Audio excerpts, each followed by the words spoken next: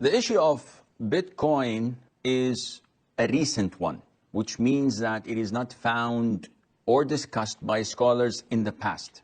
And unfortunately, with such new events evolving, some of them are, to some, crystal clear, and some, to others, may require the collaboration of scholars, economists, and people involved in such issues to deliberate and to come up with a conclusion. Whether it is from the origin, where it came from, whether from the aspect of sustainability and security.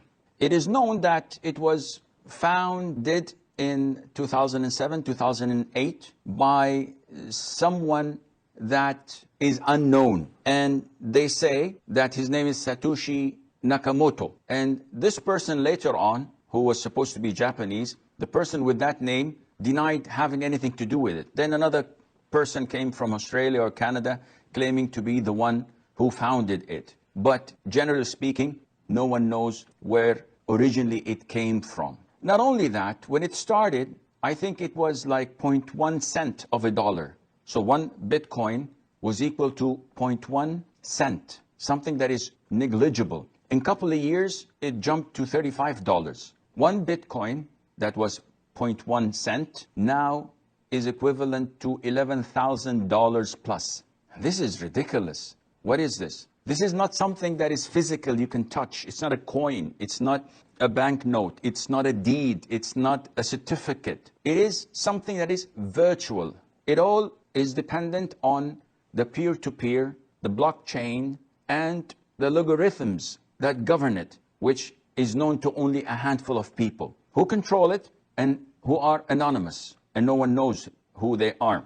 You cannot complain about it. You cannot pretend that there is justice or injustice. There's no one to talk to. So it is as if you're throwing your money in a vacuum, not knowing whether it will increase or decrease. But most people don't care, because all what they're looking for is quick profit and gain. You remember the pyramid schemes and the networking schemes that have been in the past and still ongoing today, selling you a commodity that costs in the market a single euro. They sell it to you for 200 euros, claiming that there is only 5,000 pieces in the world of it. And then after you pay that huge amount of money, you qualify to market it to others, and you will get a percentage whenever someone enlists in the same Ponzi scheme. It is all bogus. It is all a hoax, and they consume people's money through that. And there are, I think, a lot of similar virtual currencies. They're virtual. You cannot touch them. And Ethereum and so many, 60, some may make them up to 100. And they are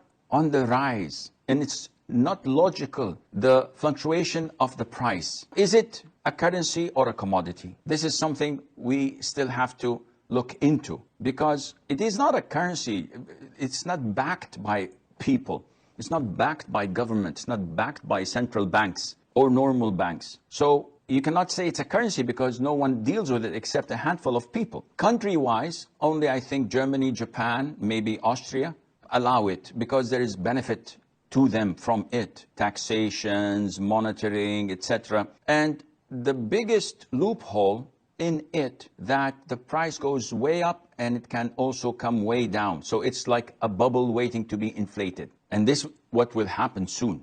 Also, we also know that it remains anonymous when you deal with it. So it's only a code that you're given. No one can trace it, which means that it's an open gate for money laundering, drug money, haram money. You can just put it there and no one can trace you. And this is, subhanAllah, probably why all hackers, when they do cyber crimes and they demand a ransom, the ransom has to be paid in Bitcoin. Also, any cyber attack, any virus attack or threat can threaten your wealth and can take this currency, so-called currency, down to the ground. So there is a lot of ambiguity. If I have dollars and you have euros, we would like to exchange. This is permissible in Islam with one condition, and that is that it has to be hand to hand.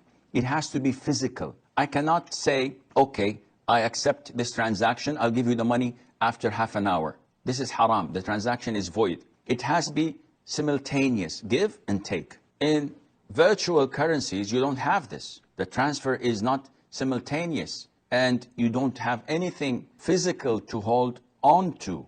So this kind of ambiguity makes Bitcoin haram, in my opinion. And Muslims should not get involved in such dubious transactions simply to make a quick buck, to make a quick profit. This is not an Islamic concept. And one of the reasons of a lot of transactions being prohibited in Islam is the concept of gharar, ambiguity, that there might be some sort of deceit or ambiguity in knowing the end result of this transaction. Allah Azza wa Jal knows best.